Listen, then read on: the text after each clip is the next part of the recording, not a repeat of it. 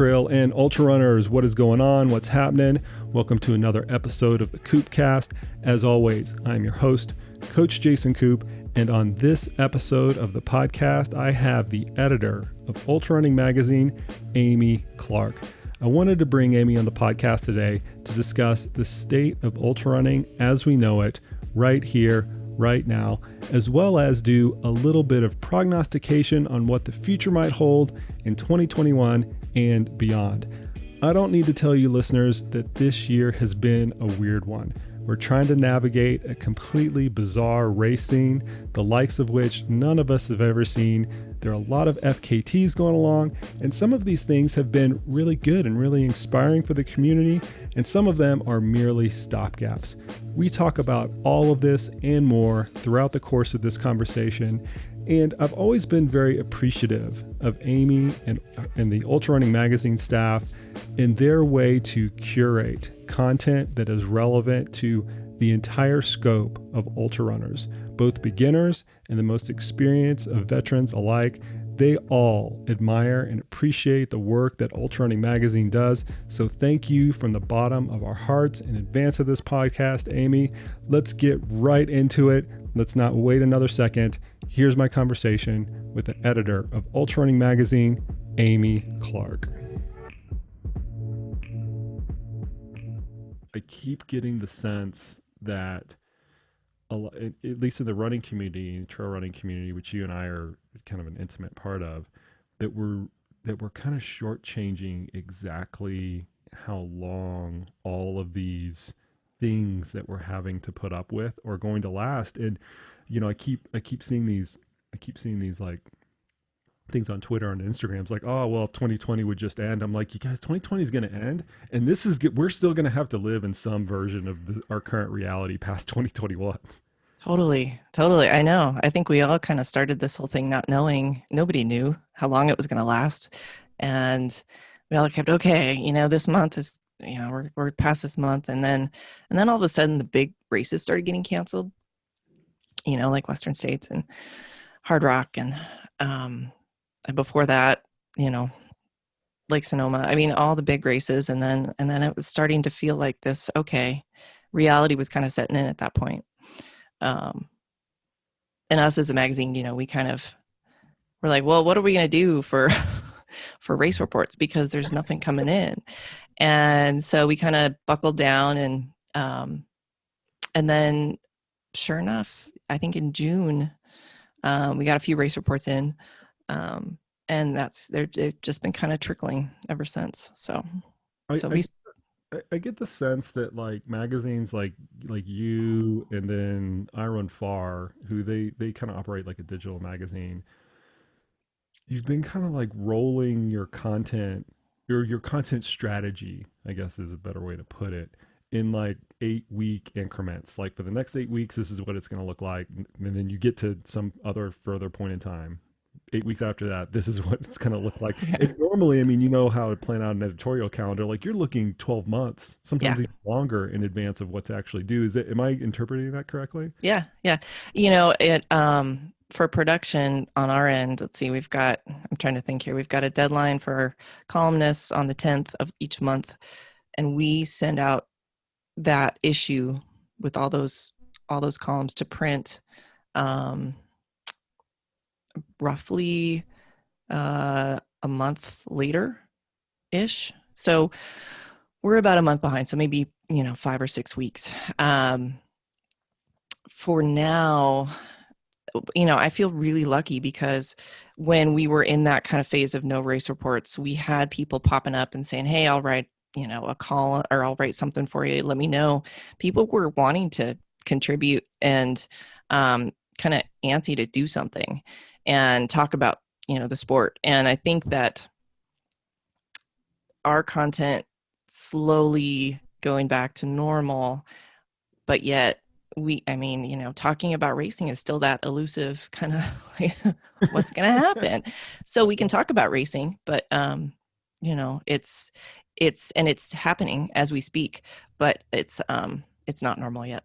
So normally what a magazine is doing is they're taking a huge volume of content, race reports, race results, feedback from the listeners, articles that are written by contributors and things like that, and they're passing it through a filter, so to speak. I mean, in any month you have hundreds of races to report on, but you're only providing, I say only like it's bad, but you only can provide race reports or detailed race reports or stories, articles, and things like that on a very few of those. Has that kind of like turned the table a little bit where you're like searching for the far corners of the yes in the world to find interesting content? Well, yeah, for us, we're a really small team.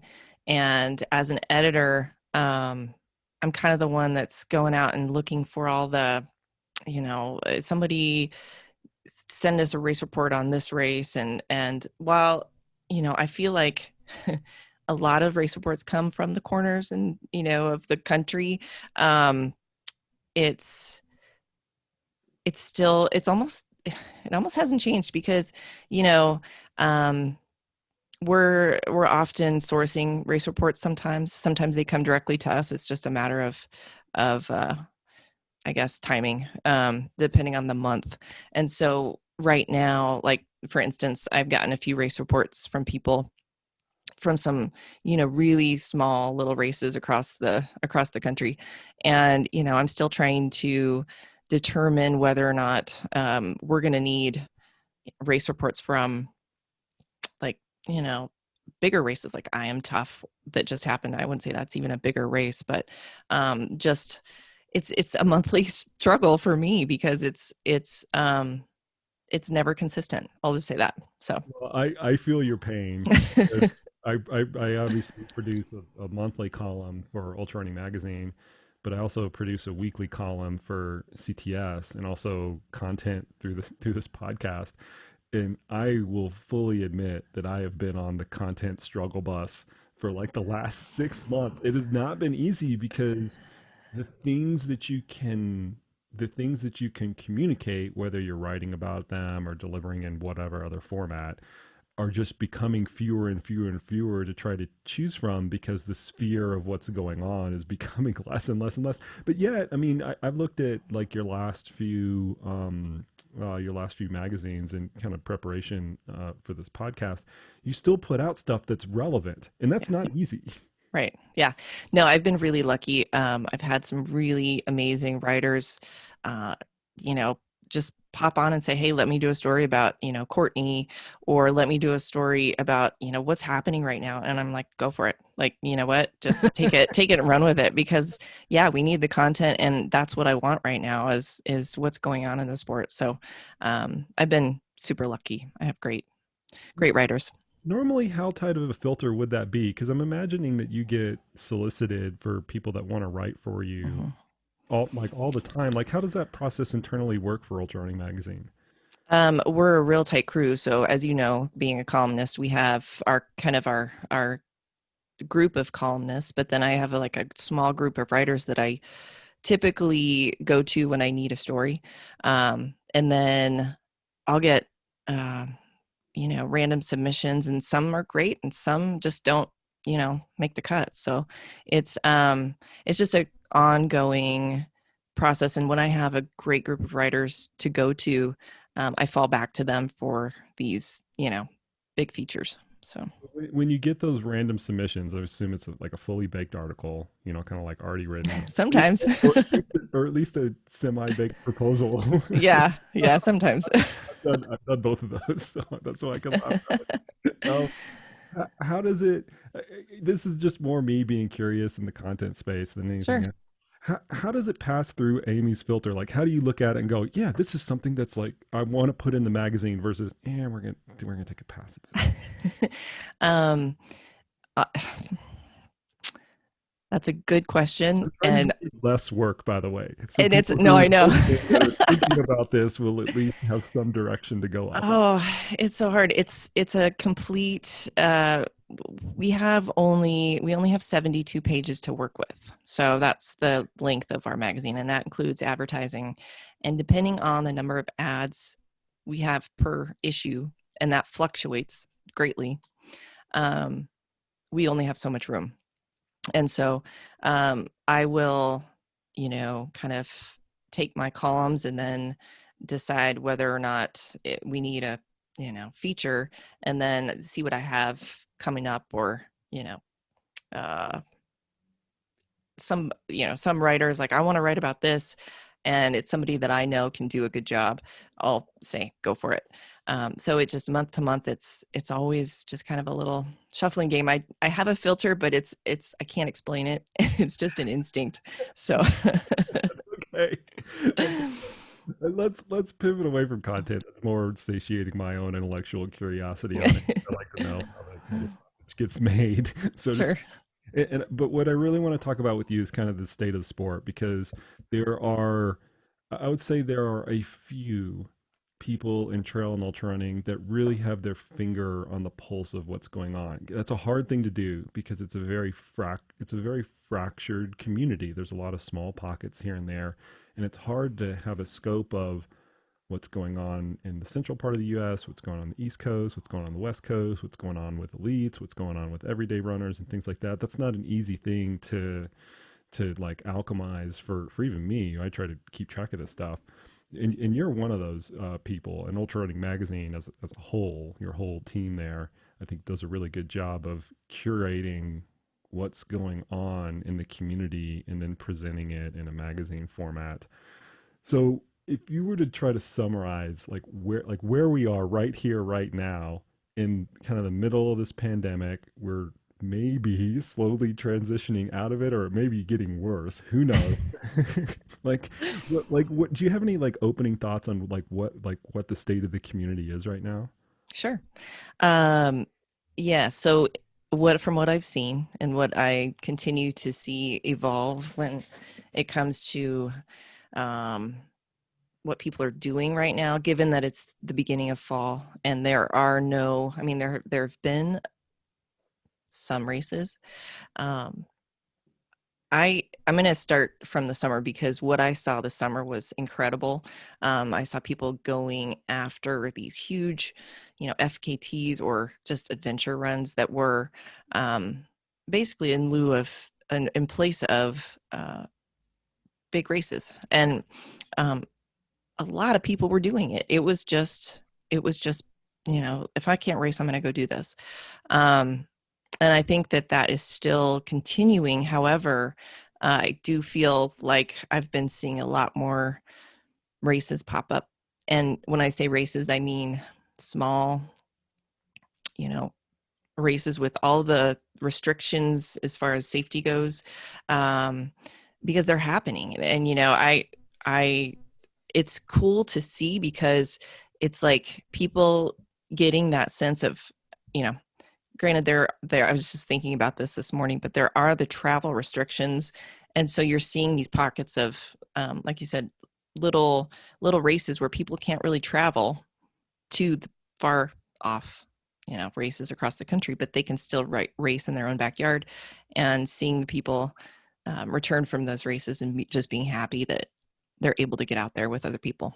It's yeah. Do you think it's some of that? I mean, what you're describing is kind of like a deviation from our standard view of an event or a goal to work towards. People are going to these virtual race formats. People are gravitating towards FKTs, or just doing routes that they know and trying to set a best time on it. And there's a lot of different flavors and iterations of that are outside the traditional. Everybody's going to show up at the exact same time and start and run the exact same course and have the exact same aid stations and finish at the exact same point in time. We're all going to rack and stack our times across that, which is a race, right? That's what we would call Right. that. People are deviating away from that format out of necessity right now, right? They Right. want an outlet. Do you view that? How do you view that in terms of like what does the future of it look like? Is it good? Is it bad? Is it going to kind of continue to stick around 3 years from now? Do you have a sense of it? No.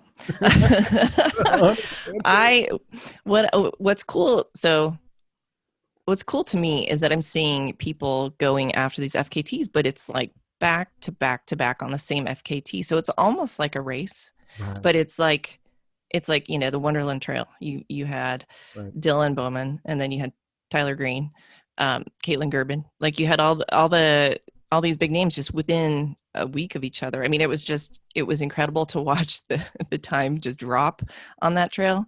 And so there's that example, but then, and I think that'll continue. I don't think that that's gonna, I think that'll, people just go for it. People, it's been so, what I think I just emailed Buzz Burrell, and I think he told me there's 5 times the amount of FKTs this year that there, has been in the past. And so, or 5 times the attempts, I guess. And so I think we're going to continue to see that. I don't think that's going anywhere. I think it's just going to keep rolling.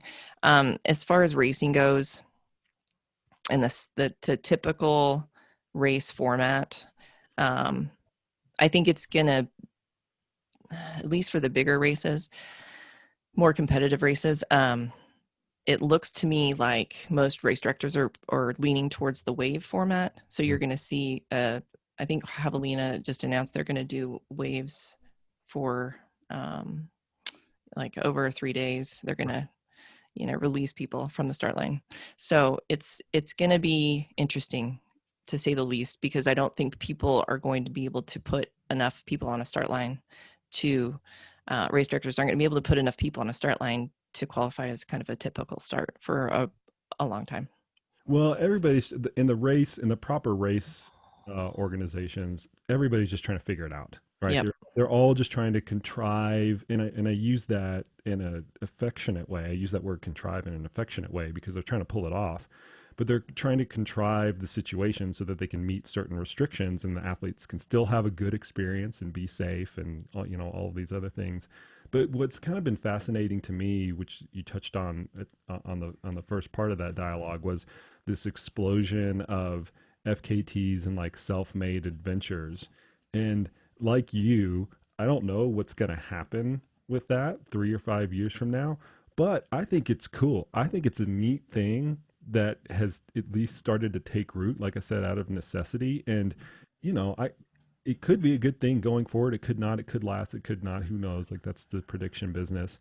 But it because of the novelty of it, like you said, this FKT kept going down and down and down. You wouldn't see that on a race. You'd have to wait a whole year for a course record to get broken, and normally those Right. don't happen but once every 5 years. So here you have something similar that can literally happen in Dylan and Tyler's case. And I was, working with Dylan at the time, so I've got a front row view to this. You can literally have it happen within days or maybe even hours. Hours. Yeah. It's incredible. Absolutely incredible. And I think that the novelty of it, as well as the athletic accomplishments, is inspiring to people. And if you can we need all the hype we can get right now, because there's no hype coming from the races.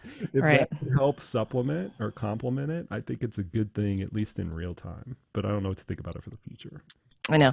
I agree. And it's funny because I sit behind my phone and look at Strava. And this summer I was just blown away by all these adventure runs. And then, you're seeing the FKT on this and the FKT on that. And it's inspiring. And I don't think that that's going to stop. I think that people see how exciting it is to watch just from, your phone, and look at, these accomplishments. And I really do. I think it's just going to continue. So whether or not, it's a mix of these plus races when they get back to normal, we'll see. But yeah, I think it's a trend that's starting to take hold for sure in the sport. Okay, so much so, I'm going to kind of put you on the spot a little bit because I didn't want you to prepare anything related No. to this topic. But Ultra Running Magazine, within their Ultra Run of the Year and their Performance of the Year rankings, you guys have intentionally left out fastest known time attempts. And I'm gonna ask you if you're going to incorporate those later. But before that, I think to set the context for it, why have you taken that, or why has Ultra Running Magazine kind of taken that stance to leave that out of the voting process or the evaluation process? So we don't do the voting, but Buzz does. Buzz Burrell does the FKT of the year. And so we've been letting him do that. And that's because that's his baby. That's his territory. And so he sends out, his ballots and voters vote on that. And then we publish it in the Ultra Run of the Year issue for the past couple of years, I guess. I don't know how many issues we've done it in.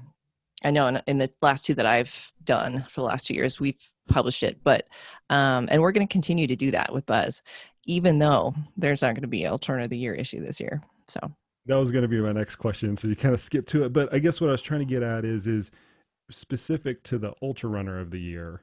mhm. Part of the voting criteria is not, or an exclusionary part of the voting criteria is FKTs. So if somebody goes and sets a billion, gazillion, million FKTs by 1,000%, there's no way, and doesn't have any other standardized performances, I guess is the way we could, traditional race performances, they Gotcha. couldn't even be considered for Ultra Right. Run Year because you guys kind of treat that as a separate category. But what I'm hearing from you is like you're gonna you're gonna keep that separation of church and state going. Yep. Yep. No, I kind of let John Medinger.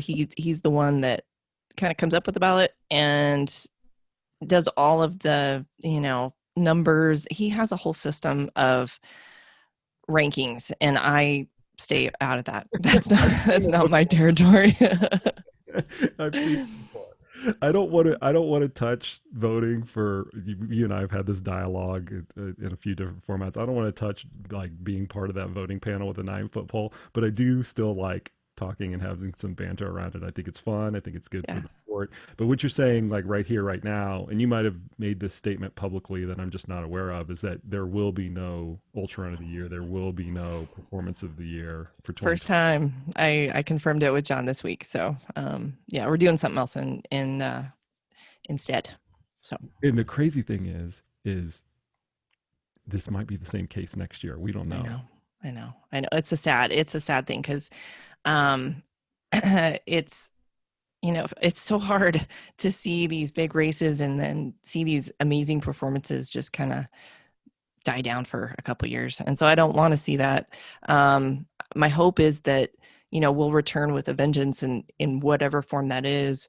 But for now, we just don't know. And I can't, as we've known, you can't, nobody can predict it. So it's just a matter of time.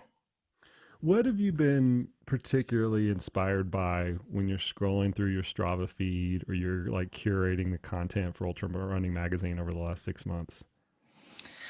You know, a couple in particular, I can say there's a group here, and I'm in Bend, Oregon, and there's a group here who went out and did, well, it wasn't a group, it was a few guys who went out and did like 200 miles in on local trails here.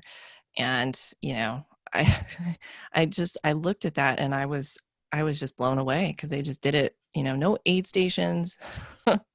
I don't even know if their wives went and supported them. It was incredible. And to see that kind of thing happen, just as you're popping through your Strava feed, you just stop and you go, wow, people are actually out there running 200 miles. That was incredible for me to see. We've also had a lot of like Max King went out and just did an FKT a week over here in the local mountains.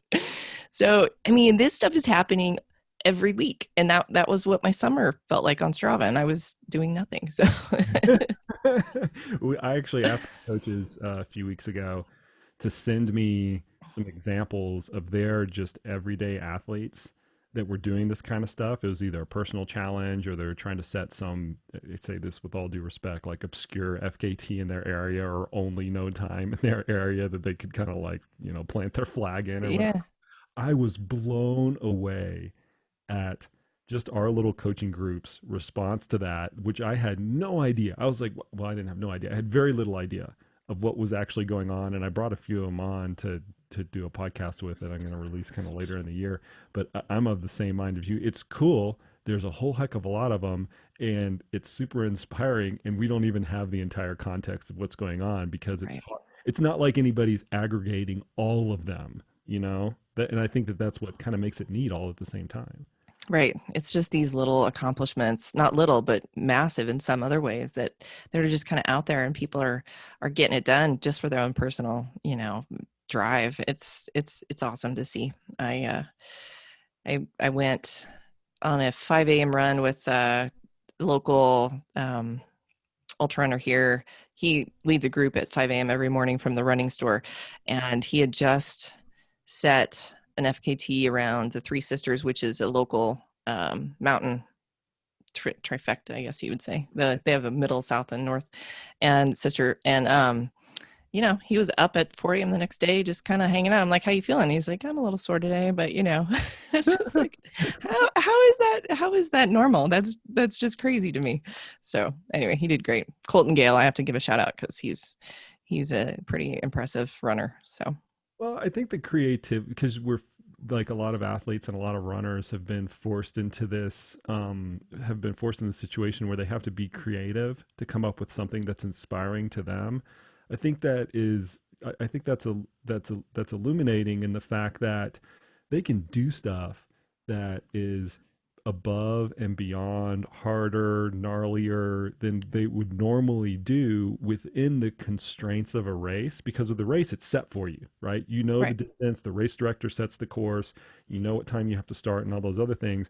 When you're coming up with it yourself and you're forced to be creative, you sometimes you think, you know what, I can do that. I can do 200 miles self-supported, at the expense of my marriage, probably, which would be a good thing. But I've been particularly impressed with the creativity that a lot of athletes have had in trying to find things that inspire them to do, awesome results and have awesome events.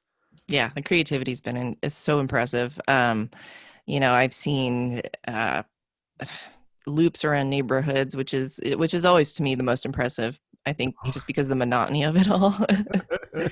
But it is. It's and I think that as a runner, as runners, we all kind of know that we have to be inspired or else it just doesn't work. The motivation isn't there.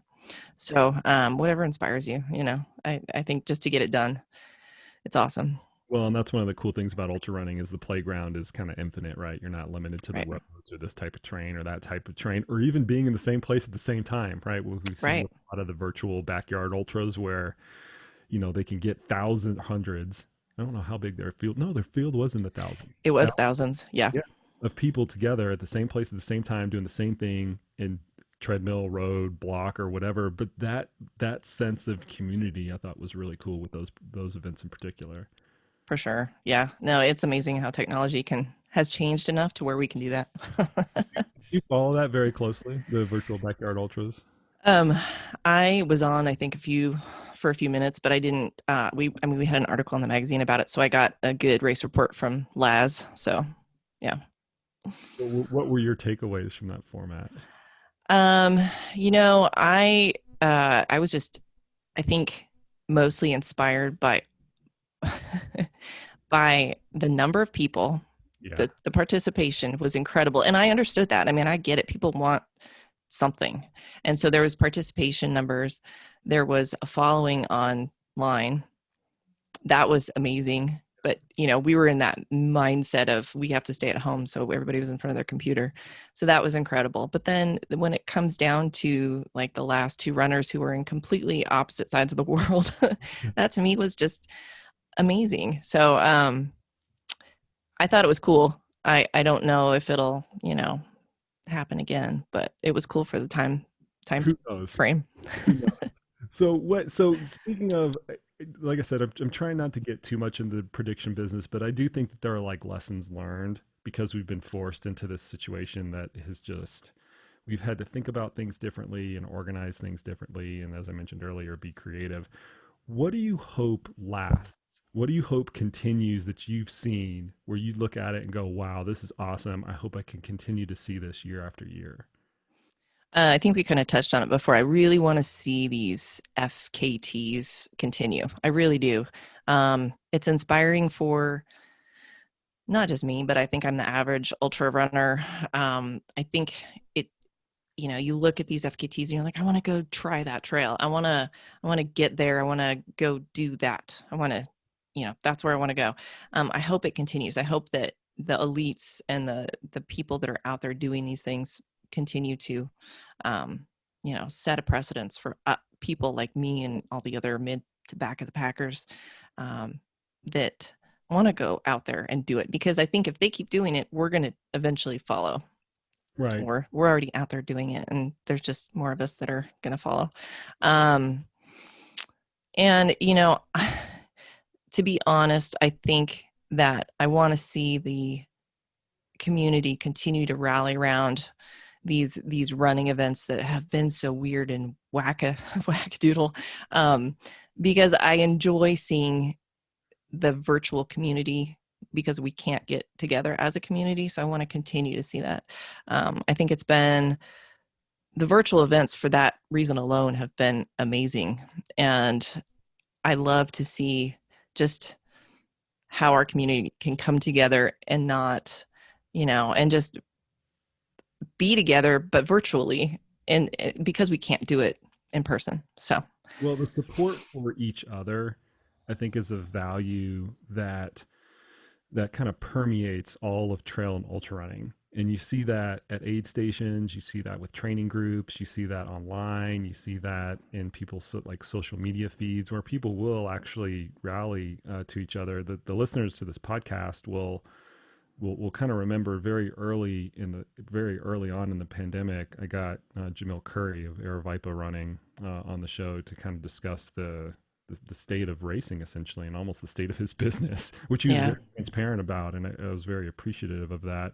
But what a lot of listeners probably won't realize, and I don't think you realize either, is I actually reached out to a number of race directors to kind of have them like collectively come on the show, and some of them, not Jamil, because Jamil's a fighter, his personality, he's a doer, but some of them were so overwhelmed with the process or with the prospect that their business was going to evaporate, like literally evaporate from one day to the next, that they were just throwing in the towel. They were like, wow, screw this. I don't even have the will to continue. Right. I mean, it's like the proverbial, DNF, or refuse to continue at one of Laz's events. But the fortunate thing with that is finally I could get some of those people offline, and I said, listen, just try. The community will support you. Just try. It's not going to be traditional. You're going to have to guess, and you're going to have to, throw out a little bit of a leap of faith that people are going to react to something.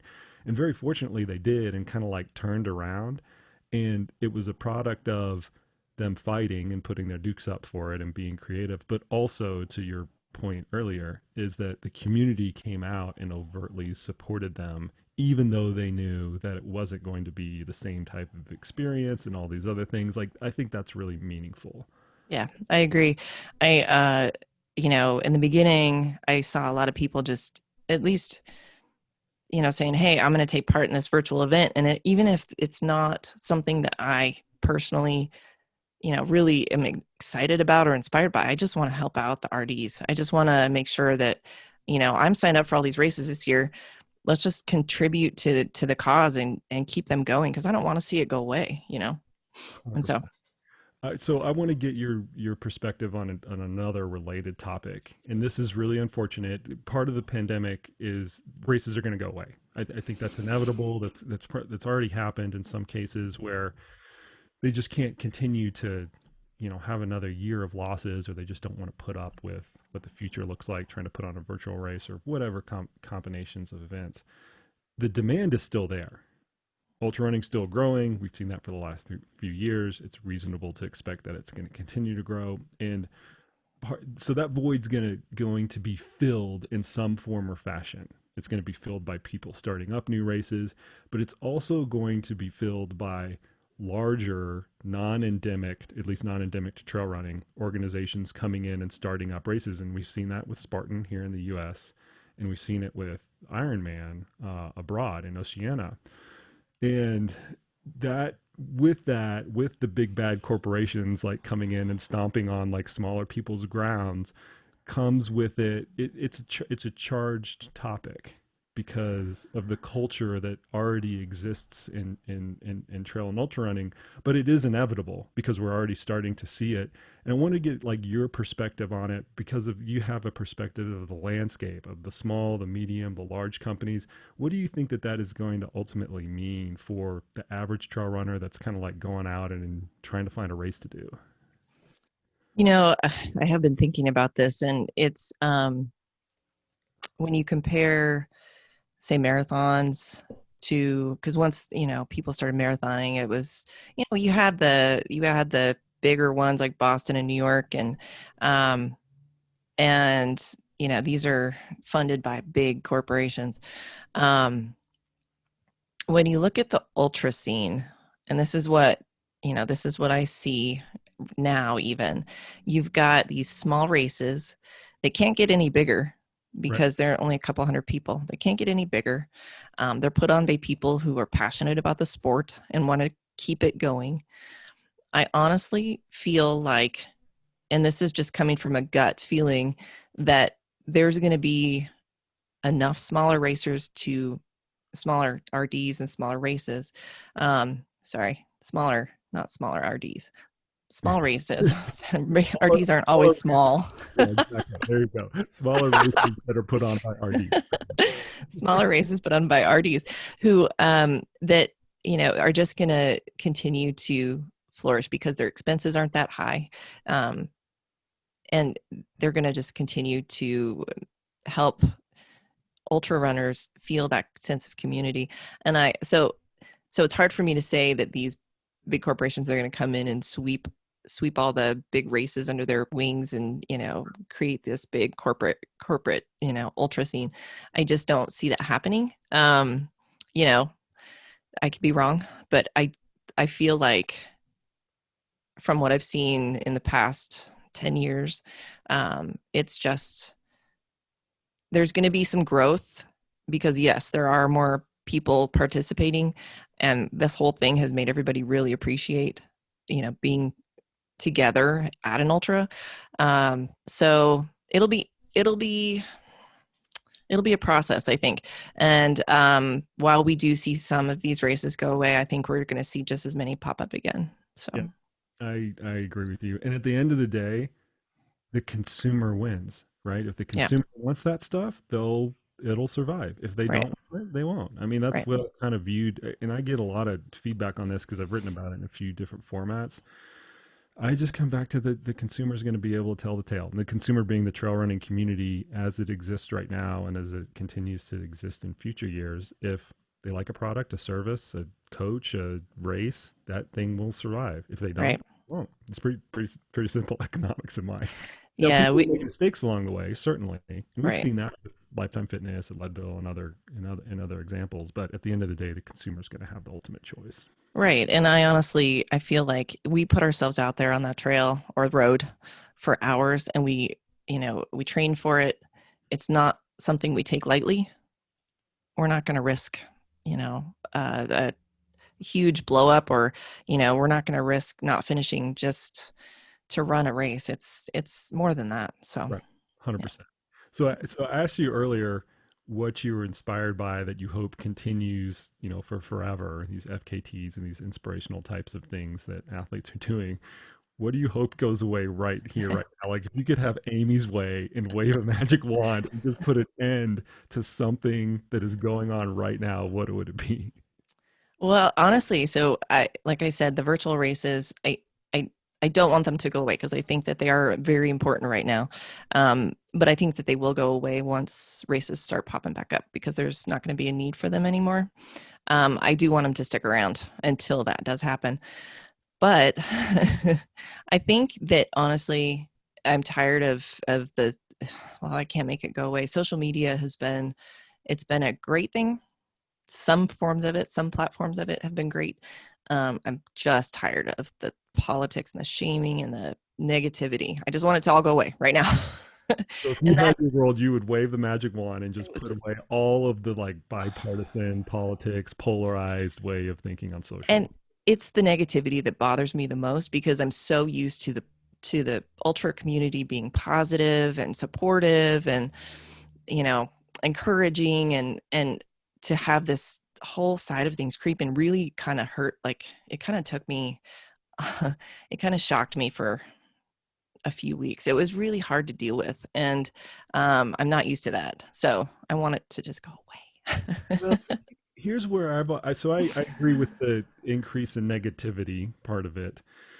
Here's what I've actually struggled with within the ultra running community. I firmly believe that adversity does not test your character, it reveals it, as the cliche goes. And if that is true, and we see people's character being revealed during this pandemic, and that character is attacking other people and all of this negativity and the shaming and things like that, that's actually kind of scary, because I like the ultra running community, right? I don't want the curtain to get peeled back in that type of way. Right. And I can't say that I'm seeing it from the ultra running community in particular. It's just that I think people in general, whether it's people seeing us, the ultra running community, do crazy things, and giving us a little bit of backlash for it.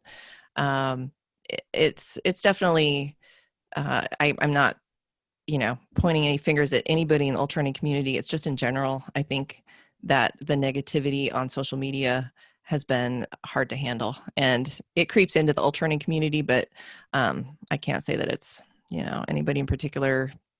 It's just a vibe that I'm not used to dealing with, and it's hard, especially being on social media to try and keep track of what's going on in the ultra running world. So Right, because you can't just shut it off, right? You're no. in a position where you can just say, delete Twitter, delete Facebook, delete Instagram. Like it's part of the fabric of your job. Right. I had a columnist actually email me this week and say, we're going to go off social media. It's a couple, and they write for us, and they said we're going off social media. So our column might change a little bit, because they do try and find people over social media to interview, and it's, unfortunately, I was like, I said I totally and completely support you. I understand the decision, but it's something that not all of us can do. So. Wow. That's incredible. I think that's an incredible story there. Yeah. I take it you haven't ever thought about that, though. No, I mean, I've gone off social media for a breather for a couple weeks, but that's all I can do. So, So related to this, Amy, I mean, one of the things that Ultra Running Magazine, I think, has always done a very good job of is representing the community. You guys look at kind of all walks of the community, the elite athletes, the not so elite athletes, front of the pack, back of the pack, people that are new to the sport, people that are experienced within the sport. And that's kind of not an easy task. And I've always viewed the magazine itself, as I mentioned, as kind of a representative of the community. Whenever there's been something that's been like a charged topic that has come up, in the recent one with the Black Lives Matter movement, and we've had it kind of earlier with gender representation in sport, how does Ultra Running Magazine kind of like walk through strategically how to present those issues within their magazine context for the good of the community? right. So with we've had our share of backlash with starting with the gender representation. And to be honest with you, it's one of those things where, I've been in the editor position for 2 years now. And it's been interesting for me because I'm not the type to have a knee-jerk reaction when someone says, hey, why didn't you put this person in your issue? And why'd you have 5 men and 3 women? It's not, it's, for me, I have always tried to maintain not only a positive representation of the sport, but also continue to evolve with the sport. So as we grow, I like to see our magazine grow as well. So I take all of that feedback, and then I plan for the future. And as you will see, we are going to continue to, move with the time, but it takes a lot of work. And when we're, a small team, we always have to put our heads together and say, okay, what's going to be our next step? What's next year going to look like? Was there a little bit of like looking in the mirror Hmm. when particularly some of the Black Lives Matter stuff came down? Because I know a lot of publications were like, "Oh wow, like we really need to do a better job at that." Is that? Am I? I'm kind of getting that sense from you Oh, just from. for sure.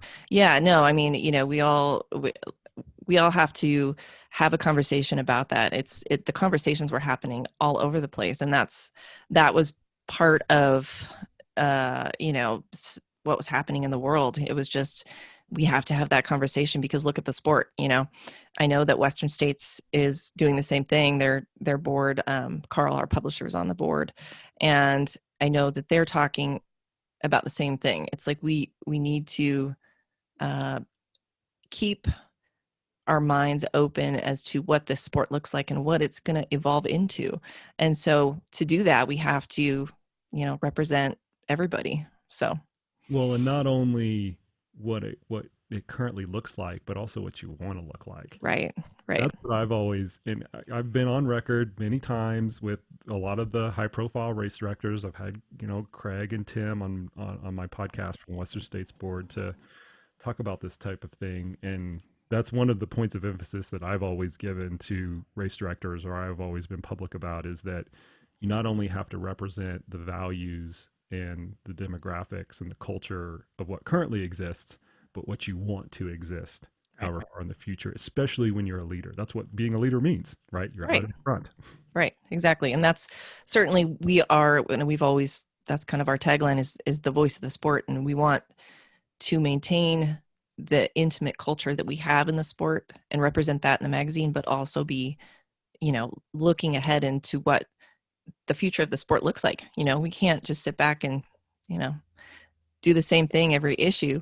We've got to look at who's running and where they're running and um, who wants to run. Like I the last issue we had Corey Waltering on, who was just on your podcast, and Corey I think is a great example of somebody who wants to encourage not only people like him to run on trails, but also kids, and we've got to look at that.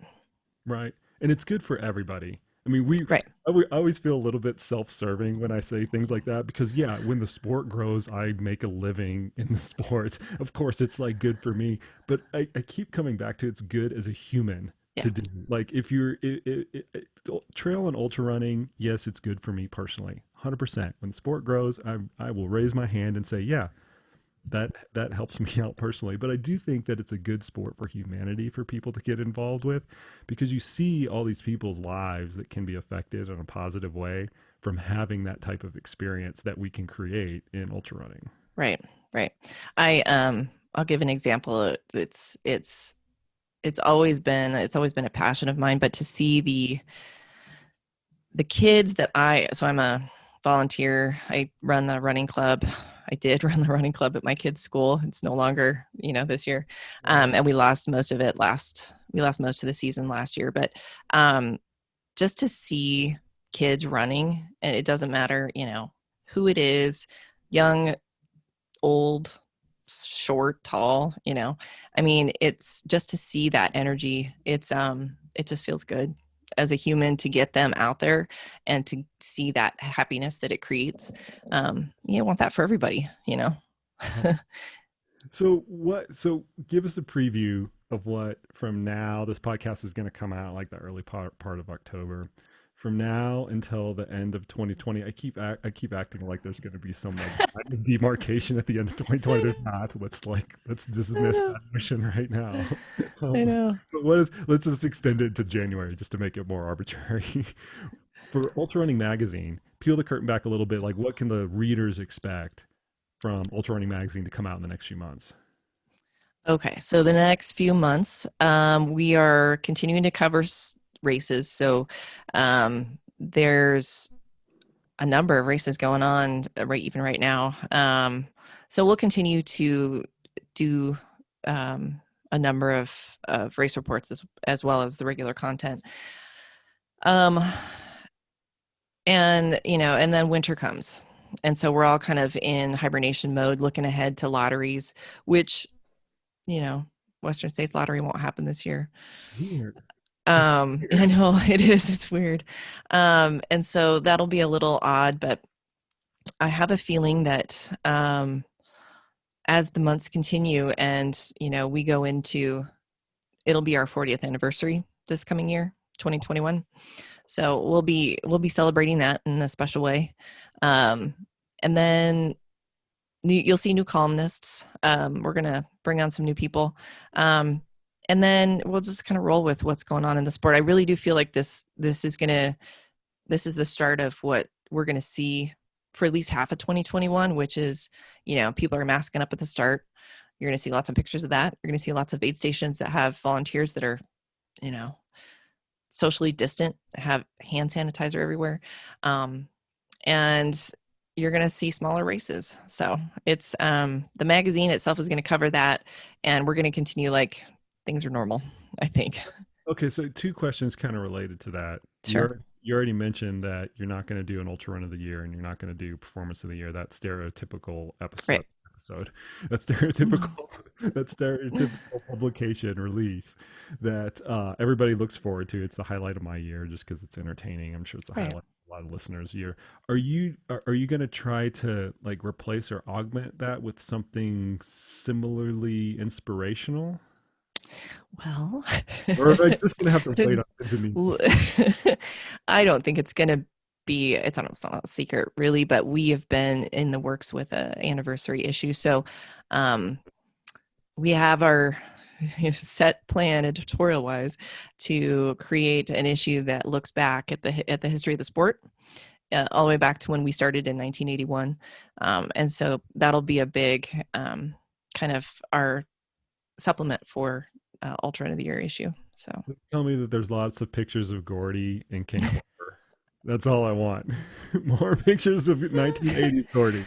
I'm sorry, but I don't know if we can pull those out. We'll see. I don't know. It's the photos are probably going to be the hardest because we're going to have to go back into the old issues and really trying to capture what was in those. So it'll be exciting though, guaranteed. Okay, so related question. And you've been at this for a couple years, but you've also been involved for more years than that. Like looking forward, can you give the listeners some general themes in terms of like what changes content wise Ultra Running Magazine is going to make in the years coming up? Like what things have you found like really resonate with people and what things might get left on the cutting room floor? Um, I think to answer your question, the magazine it's going to continue to um, highlight what these amazing athletes are doing. And so, what we try to do is span the oldest to the youngest to the most elite to the back of the packers. And so you're going to continue to see a variety of that coverage, but also a more kind of, honed down, into really amazing stories, because I can't tell you how many amazing stories are out there. And I continue to try and get those stories in the magazine as much as possible, but it's almost impossible to cover everything. And There's so so many of them. That's the thing. There's so many of them, right? there's so many of them. And, we have some really amazing writers that can find these stories. But again, I don't know if you know that our average reader is, 40 plus. So we've got veterans in the sport who are reading the magazine, but we also want to appeal to the younger crowd as well, so that the new younger ultra runners have inspiration from people like Courtney and Maggie and Casey and I'm listing all these women off. Sorry, Yeah. but More of it. it's I want to see more of these women in the sport. So Yeah, like that's another podcast topic that we I can know, for I know, 2 hours I with. know, I've I know. I've supported for years, and you know that. Yeah, I mean, I mean, I think the general theme is you're trying to keep up with times. yeah, Is what I'm coming up with, right? yeah. You're trying to keep up with the demographic times, the spread of athletes, the performances, the inspiration. It's a constant game of having to up your game to meet the needs of the reader. True. And, while maintaining that inclusivity and the, community feel, because that's how I feel our magazine continues to thrive. It's just that we take the sport and put it into print version. That's That's our goal. And that is not an easy task, Amy. Well, I'm going to let you go right now. Thank you for coming on the podcast today, right before your kids go to school. They're probably Thanks, Koop. right behind that door that I'm looking at in the background, like chopping it. But from the bottom of my heart, and I think I speak for a lot of trail and ultra runners out there, we're just incredibly appreciative of what Ultra Running Magazine puts out. I was about to say every month, but it has been every month due to the pandemic on a regular basis. Yeah. Let's just put that out there. We're Awesome. incredibly appreciative of that content because you do a good job cultivating the fabric of the community and being a representative and an advocate for not just the elites, not just the average, not just the beginner trail runners, but all trail runners out there. And that's no easy task, and it doesn't go unnoticed. Awesome. Well, thanks, Coop, for having me on. And I appreciate the accolades, but honestly, I've got a great team and I've got amazing people working for me, and we're just going to continue to try to keep that going as much as possible. So thank you. Well, thank you to the team as well. Awesome. All right, so we're off now. That was great. I really appreciate it. Yeah, thanks. Sorry, there was a glitch where I think my internet was having a problem, and you froze for a minute while you were talking, but I don't think it affected anything. So hopefully, So I've got two versions of it, and okay, I've got like a cloud recorded version from Zoom, and then a local recorded version on my little okay, book here. So even when things go foobar, like it gets stitched together, and I've got okay. a person. I was about to say people, but that would be disingenuous. A person that provides a moderate amount of post production, editing, and things like that. Hold on. Okay, awesome. No, just so I didn't answer the question, like you Oh, that's were talking and I didn't answer it correctly. So hopefully I think I did, but totally fine. yeah. Totally fine. Like I said, I Okay. usually scan through it, and if there's anything that helps the flow out, we'll like chop it, Okay. so to speak. And similarly, I always offer this up to any guests. You're kind of not in this category. It's kind of for a lot of like the really technical people that get super pretentious about what they say and making sure that they're like spot on accurate and things like that. If there is anything after the fact that you're like, just take this out because it's like black box I classified, don't want to say that. Yeah. just you have 24 hours. That's the limit that I Yeah, give. no, I'm good with it. Yeah, I don't think there's anything there. So Okay, yeah, thanks cool. though. All right, I appreciate it. I will let you know what to do with the mic later. Okay. I don't quite know if it's coming back to me or if it's going to another guest. So feel free to use it on all your Zoom calls. That's Oh, thanks. Yeah, so many of them right now. or just put it back in the box. It's okay. But I'll let you know on that in a couple weeks time. Um, I will. The way my run a show works is I will let you know either the Monday or Tuesday before it comes out on Thursday. I do all Okay. the releases on Thursday, and right now I've got it slated for like the second week in August or something like that. But I never promise a date because sometimes I slide like topical things in I get it. election Yep. things or whatever. Right. But it's Yeah. something that like is immediately relevant that week because I'm on the content struggle bus as I mentioned earlier. So Yeah. and this is evergreen. Like I could put this out in November or Right. December. It would still Right. work. So Totally. anyway, so I'll let you know a few days before it actually comes out and give you all Okay. the links for it, and you can do or not do, or Ultra Running Magazine can do or not do whatever you want to with that. That's just completely up to Okay. you. Awesome. No, we'll definitely promote it, I'm sure. Usually Corey puts something in the weekly newsletter, and our social media does some with it too. So Yeah, thank you. I like the curation that you do on that weekly newsletter. I think that's Good. spot Yeah, no, it's we try that's the other thing. We're gonna try and beef up the website. We're hopefully gonna get a new format, new template coming up. I don't know, we're meeting tomorrow and the next day to talk about 2021. So we're hoping to bump up the digital side of things. being a content curator as a content provider. I thought about getting into this, but I think this is too weedy. Talk about nobody give a shit. Right. Being a content curator and a content provider has always, like, on the surface it can always look like you're cannibalizing your business essentially because you're sending people out to other forms of content. Right. But I've always found it like super valuable to to consume and think that it feeds more. But I'm not in the, I don't know if I'm in the minority or not, but not everybody holds that opinion. I guess that's what I'm saying. It's just interesting. Yeah, it's it's been difficult because we've got we've only got so much room in our magazine, and we 80 try to pages exactly. That was new for me. 72. 72. It used to be 80, now it's 72. Why not It's it, more? and again, it fluctuates every month because we have advertising, and so we don't always. I mean, it could get cut in half, that advertising some months.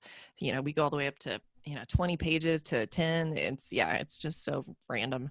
So I never know until like a few weeks beforehand what I'm going to get, and how many pages I have to fill. But it Did you always. did your advertising get creamed, or did they just kick all the cans down the road?